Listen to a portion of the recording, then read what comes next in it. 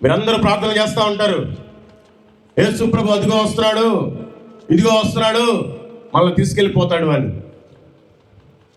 యేసు ప్రభు రెండోసారి వస్తున్నాడు, తెలుసా మీకు ఈ విషయం? మనల్ని తీసుకెళ్ళిపోవడానికి ఆయన వస్తున్నాడు. యేసు ప్రభు రెండోసారి భూమి మీదకి రాబోతున్నాడు, నన్ను తీసుకెళ్ళడానికి అన్నోళ్ళంతా ఒకసారి చేతులు ఎత్తండి. సగం మంది ఎత్తారు, మీరు ఇంకా భ్రమలోనే ఉన్నారు. సగం మంది ఎత్తినోళ్ళే భ్రమలో ఉన్నారు. ఆయన రెండోసారి భూమి మీదకి రాడు, ఆయన మధ్యాకాశంలోకి వస్తాడు, ఒక బూరను ఊతాడు. ఆ బూర ఊదంగానే మనమంతా మహిమా శరీరం ధరించుకొని ఎగిరి వెళ్ళిపోవాలి. వెళ్ళిపోయే అంత పరిశుద్ధత నీకు ఉండాలి.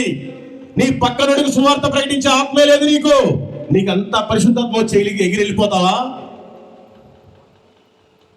అంత ప్రార్థనా శక్తి నీకు అవసరం, అంత పరిశుద్ధాత్మని బలం నీకు అవసరం. నువ్వు ఎగిరి వెళ్ళిపోవాలంటే బలం కావాలి. ఆ బలం నీకు కావాలంటే ఇక్కడ నువ్వు బలంగా సువార్తను ప్రకటించాలి. వెళ్ళిపోతే మంచిది, 7 సంవత్సరాల విందు ఉంది.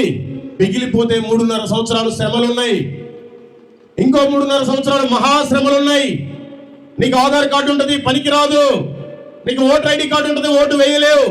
నీకు ఏటీఎం కార్డు ఉంటుంది, నీ డబ్బులు తీసుకోలేవు. నీకు పింఛన్ కార్డు ఉంటుంది, నీకు పింఛన్ ఇవ్వరు. నీకు రేషన్ కార్డు ఉంటుంది, రేషన్ ఇవ్వరు. నిన్ను హేళనగా చూడబోతున్నారు. బైబిల్లో ఉంది 666 ముద్ర తొందరలో రాబోతుంది. ఆ ముద్రలో జ్ఞానం ఉంది, అది బియ్యపు గింజ సైజులో రాబోతుంది. మనకి నొసటి మీద కానీ మణికట్టు మీద కానీ వేయబోతున్నారు. అది వేసుకుంటే నువ్వు పరలోకానికి వెళ్ళలేవు, అది వేసుకోకపోతే ఈ భూమి మీద బ్రతకలేవు. ఇది వాస్తవం. ఈ మాటలు నీకు ఎవరు చెప్పరు.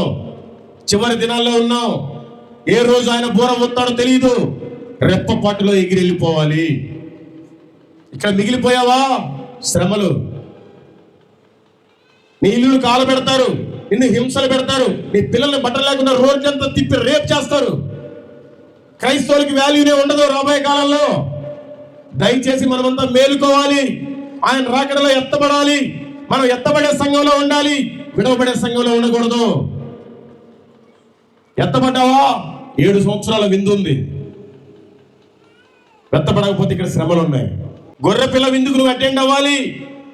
దేవుడు నిన్ను అందుకే ఉంచాడు. చాలా మంది నిద్రపోతున్నారు. ప్రభు మెలకుగా ఉండి ప్రార్థన చేయమని చెప్పాడు. ఇప్పుడే నిద్రపోతే నువ్వేం లేపడతావు? ఇంక బోర్ వదినప్పుడు